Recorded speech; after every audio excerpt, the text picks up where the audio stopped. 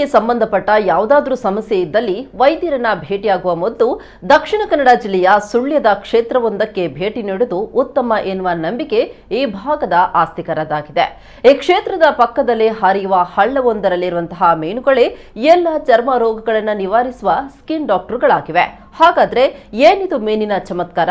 ಈ ಕುರಿತ ವಿಶೇಷ ವರದಿ ಇಲ್ಲಿದೆ.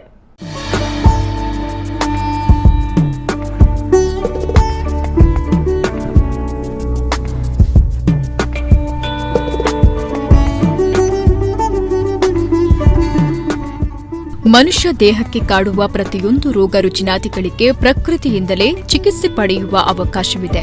ಅದರಲ್ಲೂ ನಮ್ಮ ದೇಶದಲ್ಲಿ ಪ್ರಕೃತಿಯಿಂದ ಸಿಗುವ ಗಿಡಮೂಲಿಕೆಗಳನ್ನೇ ಬಳಸಿಕೊಂಡು ಹಿರಿಯರು ಆರೋಗ್ಯ ಸಮಸ್ಯೆಯನ್ನ ನಿವಾರಿಸಿಕೊಂಡಿದ್ರು ಅನ್ನೋದಕ್ಕೆ ಹಲವು ಉದಾಹರಣೆಗಳು ನಮ್ಮ ಮುಂದಿದೆ. ಇದೇ ರೀತಿಯ ನಂಬಿಕೆಯೊಂದು ದಕ್ಷಿಣ ಕನ್ನಡ ಜಿಲ್ಲೆಯ ಸುಳ್ಯದ ಪುರಾತನ ಕ್ಷೇತ್ರವಾದ ತೋಡಿಕಾನ ಮಲ್ಲಿಕಾರ್ಜುನ ಕ್ಷೇತ್ರದಲ್ಲಿ ಜನಜನಿತವಾಗಿದೆ. ಸಾವಿರಾರು ವರ್ಷಗಳ ಇತಿಹಾಸ ಇರುವ ಈ ಕ್ಷೇತ್ರದ ಪಕ್ಕದಲ್ಲೇ ಹರಿಯುವಂತಹ ಹಳ್ಳವೊಂದರಲ್ಲಿ ಸಾವಿರಾರು ಸಂಖ್ಯೆಯ ಮೀನುಗಳಿದ್ದು, ಈ ಮೀನುಗಳಿಗೆ ಅಕ್ಕಿ ಹಾಗೂ ಹೊದಲು ಹಾಕಿ ಪ್ರಾರ್ಥನೆ ಮಾಡಿಕೊಂಡಲ್ಲಿ ಎಲ್ಲ ರೀತಿಯ ಚರ್ಮ ರೋಗಗಳು ಮಾಯವಾಗುತ್ತೆ ಎನ್ನುವ ನಂಬಿಕೆ ಇಲ್ಲಿನ ಭಕ್ತರದ್ದಾಗಿದೆ.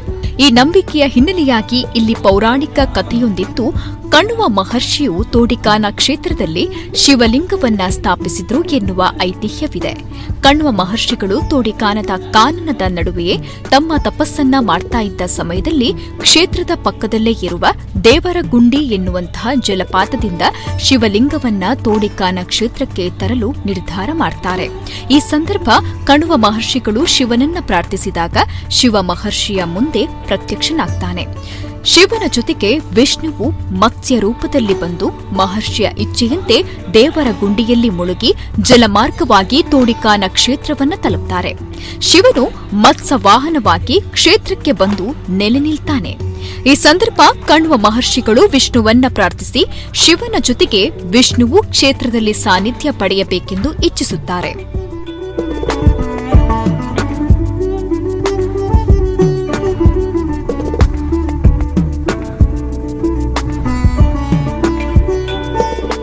ಈ ಕಾರಣಕ್ಕಾಗಿ ವಿಷ್ಣುವು ಮತ್ಸ್ಯ ರೂಪದಲ್ಲಿ ಇಂದಿಗೂ ಈ ದೇವರ ಗುಂಡಿ ತೊರೆಯಲ್ಲಿ ನೆಲೆಸಿದ್ದಾನೆ ಅನ್ನೋದು ಕ್ಷೇತ್ರದ ಪುರಾಣವಾಗಿದೆ. ಈ ಕಾರಣಕ್ಕಾಗಿಯೇ ಈ ತೊರೆಯಲ್ಲಿ ಲಕ್ಷಾಂತರ ಸಂಖ್ಯೆಯ ಮೀನುಗಳಿದ್ದು, ಈ ಎಲ್ಲಾ ಮೀನುಗಳು ತೋಡಿಕಾನ ಕ್ಷೇತ್ರದ ಪಕ್ಕದಲ್ಲೇ ನೆಲೆ ನಿಂತಿವೆ. ದೇಹಕ್ಕೆ ಕಾಡುವ ಚರ್ಮ ರೋಗಾದಿಗಳ ನಿವಾರಣೆಗೆ ಇಲ್ಲಿಗೆ ಬಂದು ಪ್ರಾರ್ಥಿಸಿಕೊಂಡಲ್ಲಿ ಸಮಸ್ಯೆಗಳು ಬಗೆಹರಿಯುತ್ತವೆ ಅನ್ನೋದು ಇಲ್ಲಿನ ನಂಬಿಕೆಯಾಗಿದೆ. ಮೀನುಗಳ ಬಳಿ ಬಂದು ತಮ್ಮ ಸಮಸ್ಯೆಗಳನ್ನ ಹೇಳಿಕೊಂಡಲ್ಲಿ ಹಾಗೂ ಹರಕೆ ರೂಪದಲ್ಲಿ ಅಕ್ಕಿ ಹಾಗೂ ಹೊದಲು ಹಾಕ್ತೇನೆ ಅಂತ ಪ್ರಾರ್ಥಿಸಿಕೊಂಡಲ್ಲಿ ಚರ್ಮರೋಗ ನಿವಾರಣೆಯಾಗತ್ತೆ ಅನ್ನೋದು ಹಲವು ನಿದರ್ಶನಗಳು ಇಲ್ಲಿವೆ. ಕಣ್ವ ಮಹರ್ಷಿಗಳು ಶಿವಲಿಂಗವನ್ನು ತೆಕ್ಕೊಂಡು ಬಂದು ದೇವರಗುಂಡಿ ಅಂತ ಹೇಳುವ ಜಲಪಾತ, ಅಲ್ಲಿಂದ ಶಿವಲಿಂಗವನ್ನು ತೆಕ್ಕೊಂಡು ಬರುವಂತಹ ಸಂದರ್ಭ ಶಿವ ಮತ್ತು ಶಿವನನ್ನು ಕಣ್ವ ಮಹರ್ಷಿಗಳು ಧ್ಯಾನಿಸ್ತಾರೆ.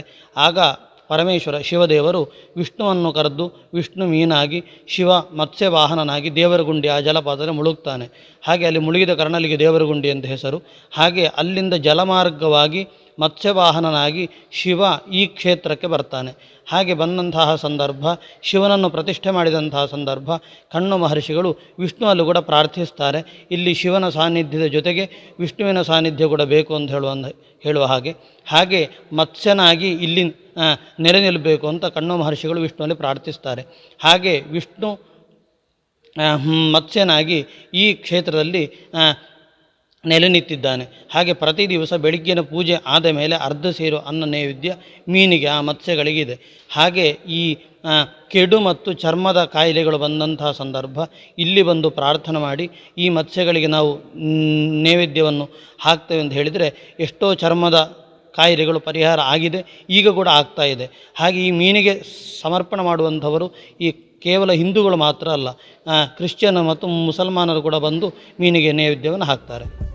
ಕೇವಲ ಹಿಂದೂ ಭಕ್ತಾದಿಗಳಲ್ಲದೆ ಈ ಮೀನುಗಳಿಗೆ ಮುಸ್ಲಿಂ ಹಾಗೂ ಕ್ರಿಶ್ಚಿಯನ್ ಧರ್ಮದವರೂ ಬಂದು ಹರಕೆ ರೂಪದಲ್ಲಿ ಅಕ್ಕಿ ಹಾಗೂ ಹೊದಲನ್ನ ಹಾಕ್ತಿದ್ದಾರೆ. ಅಲ್ಲದೆ ತೋಡಿಕಾನ ದೇವಸ್ಥಾನದಲ್ಲಿ ಬೆಳಕಿನ ಪೂಜೆಯ ಬಳಿಕ ಅನ್ನಪ್ರಸಾದವನ್ನ ಮೊದಲು ಈ ಮೀನುಗಳಿಗೆ ಹಾಕುವ ಸಂಪ್ರದಾಯವನ್ನ ಹಿಂದಿನಿಂದಲೂ ಆಚರಿಸಿಕೊಂಡು ಬರಲಾಗುತ್ತಿದೆ. ಹರಕೆ ತೀರಿಸಿಕೊಳ್ಳಲು ದೇವರಗುಂಡಿ ತೊರೆಯ ಬಳಿ ಬರುವ ಭಕ್ತಾದಿಗಳ ಕಾಲಿಗೆ ಕಚ್ಚಗುಳಿ ಇಡುವ ಈ ಮೀನುಗಳು ಭಕ್ತರ ಮನಸ್ಸಿಗೆ ಮುದವನ್ನ ನೀಡುತ್ತೆ. ದೇವರ ಮೀನುಗಳೆಂದೇ ಕರೆಯಲ್ಪಡುವ ಈ ಮೀನುಗಳನ್ನ ಹಿಡಿಯುವುದಾಗಲಿ ಕೊಲ್ಲುವುದಾಗಲಿ ನಿಷಿದ್ಧವಾಗಿದೆ. ಮೀನುಗುಂಡಿ ಅಂತೇಳಿ ಹೇಳ್ತಾರೆ ಇಲ್ಲಿ. ಇದರಿಂದ ಎಲ್ಲ ಜಾತಿಯಲ್ಲಿ ಚರ್ಮ ರೋಗ ಇರಲಿ, ಯಾವುದೇ ಒಂದು ವೈಯಕ್ತಿಕ ಸಮಸ್ಯೆ ಶರೀರದ್ದು ಇದ್ದರೂ ಅದರಿಂದ ನಿವಾರಣೆ ಆಗ್ತಿತ್ತೇಳಿ ಮೊದಲಿಂದನೂ ಒಂದು ಪುರಾತನದಿಂದ ಬಂದಿದ್ದಂಥ ಇದು ಸಿದ್ಧಾಂತ.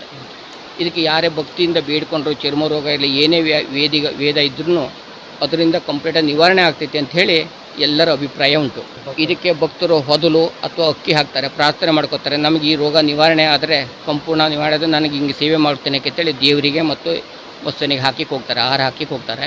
ಅದರಿಂದ ಎಷ್ಟೋ ಜನರಿಗೆ ಒಳ್ಳೆಯದಾಗಿದೆ ಅಂತೇಳಿ ಎಲ್ಲರ ಅಭಿಪ್ರಾಯ. ಇಲ್ಲಿ ಈಗ ಸ್ವಲ್ಪ ಕಡಿಮೆ ಉಂಟು, ಆದರೆ ಸೀಸನ್ ಅದು ತುಂಬ ನೀರಿದ್ದಾಗೆಲ್ಲ ಒಂದು 1000 ಗಟ್ಟಲೆ ಮೀನು ಇರ್ತೈತಿ. ದೊಡ್ಡ ಪ್ರಮಾಣದ ಇದಕ್ಕೂ ದೊಡ್ಡ ದೊಡ್ಡ ಮೀನು ಇರ್ತೈತಿ, 1000 ಗಟ್ಟಲೆ ಉಂಟು. ಹೀಗೆ ಇಲ್ಲಿಂದ ಕೆಳಗೆ ಒಂದು 1.5 ಕಿಲೋಮೀಟರ್ ದೂರದವರೆಗೂ ಉಂಟು. ಮೇಲ್ಗಡೆನೂ ಒಂದು ಏನಿಲ್ಲ ಅಂದರೆ 200-300 ಮೀಟರ್ವರೆಗೂ ಮೇಲ್ಗಡೆನೂ ಉಂಟು.